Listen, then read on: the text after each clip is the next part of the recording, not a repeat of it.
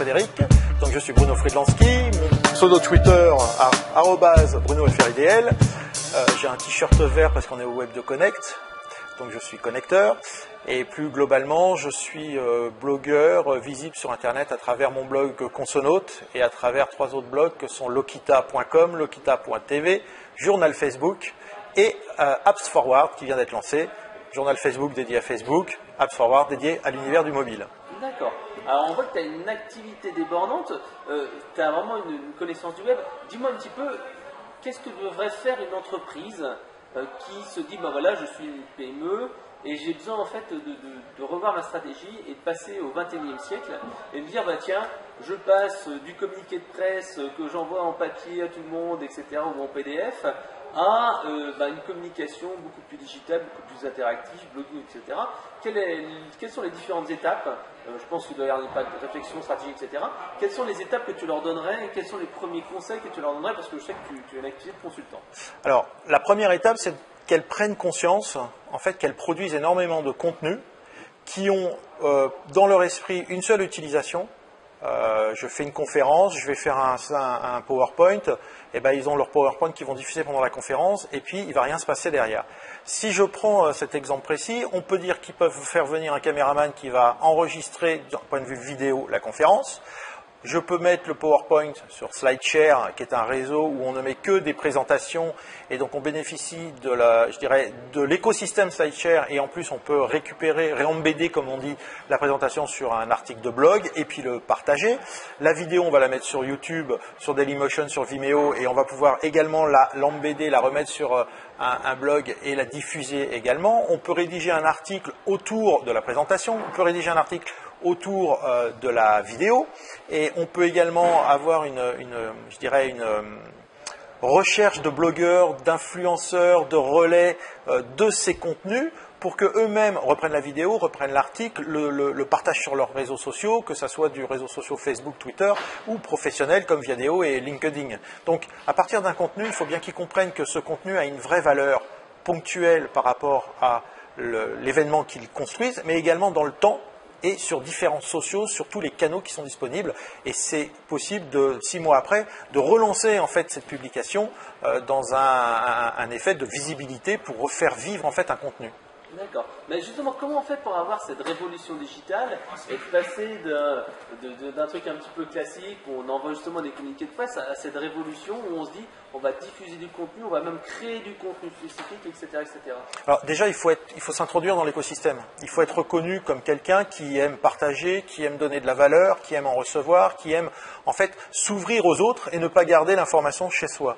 À partir de là, on va pouvoir relayer également les informations des autres qui sont cohérentes avec le secteur dans lequel on évolue, dans l'environnement concurrentiel même. Et puis ensuite, on va pouvoir effectivement produire nos propres contenus et demander en retour à ce que les autres le relaient également pour se créer cette visibilité. Donc il y a avoir des outils, c'est une chose, avoir les bons outils et savoir bien s'en servir, mais ce qui est important, c'est de réfléchir à quel type de contenu et comment je vais les utiliser, quelle stratégie je vais avoir vis-à-vis de la diffusion de ces contenus. Donc créer du contenu et savoir en faire la promotion.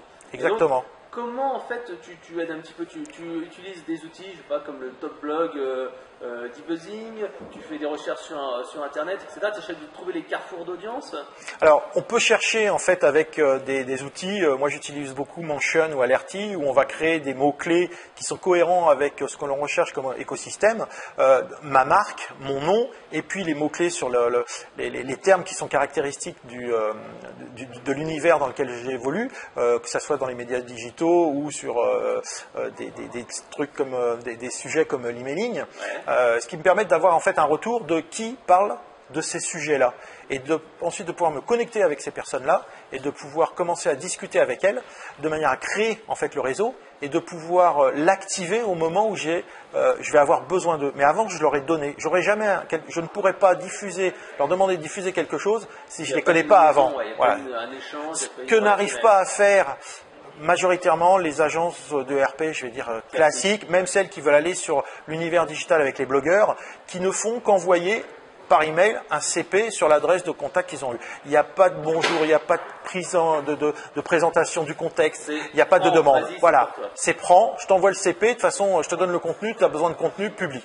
Ça marche pas dans un univers de blogueurs qui, c'est pas une question forcément d'ego, c'est juste une question qu'un blogueur, c'est pas forcément son métier avec lequel il vit. Il a un métier, il peut être entrepreneur, il peut être salarié, il peut avoir une activité à côté, et le blogging, c'est le fait de pouvoir partager sa passion ou d'asseoir sa visibilité. Il n'a donc pas forcément le temps de diffuser une information parce qu'une marque va lui demander. Il faut qu'il y ait un petit quelque chose, il faut qu'il y ait un contact humain à minima pour le blogueur. Et ensuite, après, il faut aussi qu'il ait un intérêt vis-à-vis de son audience. Si on veut faire la promotion d'un livre, on peut peut-être lui envoyer un ouvrage pour lui en donner entre 1, 2, 5 pour qu'il puisse les faire gagner sur son blog. Donc qu'il ait un intérêt à parler de la marque, du livre, mais également d'animer sa communauté. D'accord. Là, on a parlé beaucoup de création de contenu, diffusion de contenu. On peut parler aussi un petit peu de curation. On voit le succès quand même fulgurant de Scoopit. Qu'est-ce que tu en penses? Tu utilises d'autres outils? Alors, je suis gros utilisateur de Scoopit. J'adore Scoopit et on peut faire des choses très poussées dont les gens n'ont pas conscience. Je peux très bien créer un blog qui ne va être un blog avec une URL qui m'est propre, qui va être uniquement alimenté par un topic, c'est-à-dire un sujet que je cure sur Scoopit. La première réflexion souvent qui vient, c'est chiant les gens qui partagent un contenu avec Scoopit parce que j'ai un clic de plus, un clic supplémentaire pour aller voir un contenu. Mais ce n'est pas la bonne question quelque part. Évidemment, je vais défendre Scoopit, mais il faut comprendre que si le sujet de la personne vous intéresse, puisque vous cliquez dessus, ça veut dire que cette personne, elle n'a pas qu'un sujet à vous diffuser à travers le lien sur lequel vous voulez cliquer. En remontant et en allant par cet intermédiaire qui est tout l'ensemble de sa page de curation, vous allez avoir accès à un ensemble de contenus qui a une vraie valeur sur le sujet qui vous intéresse. Donc, ce clic supplémentaire vous donne accès à énormément de contenus supplémentaires. Ce qu'il faut voir aussi avec Scoopit, c'est que pour chaque article, post que vous pouvez partager, le curateur peut rajouter un texte, peut rajouter sa petite touche, son analyse, un point de vue qu'il pourrait même ne pas être d'accord, mais il peut rajouter de la valeur. Et je pense qu'il faut, comme tout outil, bien l'utiliser. Ça veut dire qu'il faut rajouter cette valeur le plus possible quand on partage pour qu'il y ait un vrai intérêt à vous suivre et à regarder, cliquer sur les liens que vous partagez via Scoopit. D'accord. Alors, qu'est-ce que tu vois comme grande tendance, évolution pour l'année 2014 à venir? À ton avis, qu'est-ce qui va un petit peu débarquer? Est-ce que ça va être Twitter qui va enfin toucher le grand public grâce en particulier aux télés qui en parlent à droite et à gauche dans leur émission avec les hashtags, live tweeté avec la star, etc. Est-ce que tu vas voir Facebook qui va proposer de nouveaux formats, plus de publicité, mieux ciblé, etc. etc. Est-ce que c'est Google avec ses Google Glass qui va un petit peu débarquer sur le marché? Qu'est-ce que tu vois dans les prochains mois qui vont aider les entreprises à faire plus de business sur Internet? Alors, il y a plein de choses qui vont se passer sur tous les réseaux. La réflexion personnelle que je me fais sur Twitter, c'est effectivement, je n'utilise pas Twitter par rapport à la télé. Et je trouve qu'il y a cette connexion qui se fait avec la télé qui moi, ne me convient pas. Mais c'est un sentiment purement personnel. Les gens l'utilisent, mais est-ce que Twitter ne va pas devenir le pendant de la télé et perdre le reste? Parce que je ne peux pas filtrer. Je ne peux pas filtrer le flux. Alors, je découvre des émissions, des acronymes des émissions comme ça. Donc, néanmoins, Twitter reste un vrai outil hyper intéressant aussi. Il ne faudrait pas que la télé prenne trop de part. Ça, c'est mon premier point. Facebook va une quantité de data, va devenir de plus en plus en ciblage et de plus en plus mobile. Twitter l'est déjà aussi très mobile. Donc, Facebook va de toute façon va évoluer parce que c'est un écosystème qui est mouvant, qui évolue tout le temps, avec des gens qui sont contre, des gens qui sont pour. Aujourd'hui, on dit que Facebook a moins d'impact sur les jeunes. Ouais. Ok, mais ça reste un écosystème. J'ai assisté au premier Facebook Start. Enfin, il fallait y aller, quoi. Il fallait aller voir la puissance de ce réseau qu'ils sont capables de faire quand on voit qu'ils sont capables de permettre à des sociétés de recueillir 50 000, 70 000, 100 000 nouveaux users par jour. Ouais. C'est énorme cet écosystème. Il faut essayer, il faut arrêter d'avoir une vue, je ne vais pas me faire des copains, mais journalistique de l'information qu'on peut avoir. Il faut aller vraiment dans l'écosystème pour vraiment le comprendre. Je pense que Google Plus va devenir de plus en plus important aussi.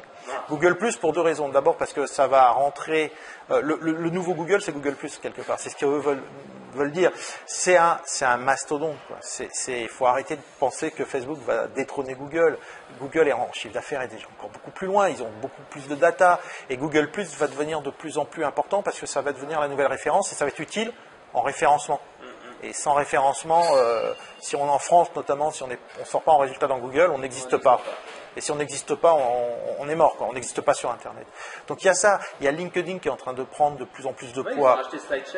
Qui rachète SlideShare, qui devient de plus en plus intéressant d'un point de vue création de business. Je suis énormément sur LinkedIn, je m'en sers quasiment tous les jours avec cette possibilité qui arrive, que je viens d'avoir moi sur mon profil, de dire quand je partage quelque chose, l'influence qu'il a, des statistiques en fait, sur la viralité d'un contenu que j'ai pu diffuser. Je me rends compte d'une chose, c'est que j'ai beaucoup plus de réactivité aujourd'hui sur LinkedIn par rapport à un contenu que je pousse, par rapport à Facebook, sur lequel je pousse le même contenu. Ouais, mais c'est normal, toi tu es B2B, donc forcément LinkedIn est beaucoup plus qualifié, Facebook est en plus B2C, plus... Oui, sauf que je n'ai pas de profil personnel en tant que famille, amis proches sur Facebook. C'est qu'un compte pro, je n'ai que des contacts pro. D'accord, ouais. Donc j'ai à la limite... Mais c'est vrai qu'il y a beaucoup de gens qui mélangent. Moi j'ai beaucoup d'amis qui me suivent sur mon compte pro, qui est devenu mon compte perso en même temps les deux. Et c'est vrai que... pour eux, ça ne les intéresse pas, les informations B2B. Complètement. Alors, j'ai 2-3 personnes de la famille, mais parce que j'ai pas de compte perso. Mais je m'en sers pas à titre personnel. J'ai pas de photos de mes enfants, de photos de mes vacances ou quoi que ce soit.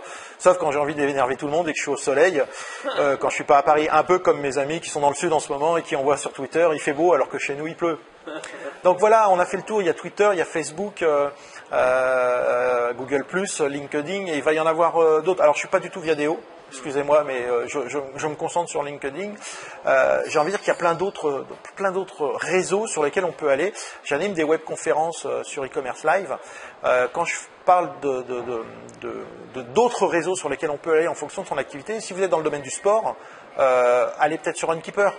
Runkeeper, vous pouvez avoir des amis qui vous suivent pour suivre votre trajet running, footing, et Locoton, qui est plus une plateforme de blogging, mais oui, qui est un réseau dans la mode. Alors je suis hors cible, donc je connais mieux ceux du sport. Je vais vous prendre Goodread. Goodread, qui est un réseau qui vient d'être acheté, qui a quelques mois maintenant, racheté par Amazon. C'est juste votre bibliothèque de livres que vous lisez, avec ceux que vous avez lus, ceux que vous lisez, ceux que vous voulez lire, et puis vous êtes connecté à des gens avec lesquels vous allez pouvoir parler uniquement des livres. C'est un autre réseau. Si vous êtes dans l'édition ou dans la publication, il y a peut-être un intérêt à aller se créer cet écosystème autour de Goodread. Et puis après, il va y en avoir d'autres qui vont sortir, qui vont émerger, qui vont être en fait des réseaux de niche sur des thématiques ou des sujets bien donnés. D'accord. Si on veut suivre l'actualité en temps réel sur les médias sociaux, Internet, etc., je pense qu'on peut aller sur ton site. Alors, quelle est l'adresse, Bruno? Alors, mon blog, c'est consonaute.fr. Mais si vous voulez avoir accès à l'ensemble de ma présence digitale, allez sur about.me/Bruno Friedlanski. Et là, vous avez accès à tous mes réseaux, que ce soit Instagram, on n'en a pas parlé, mais c'est aussi un réseau lié à l'image. Et puis, il y en a d'autres qui se lancent, IM.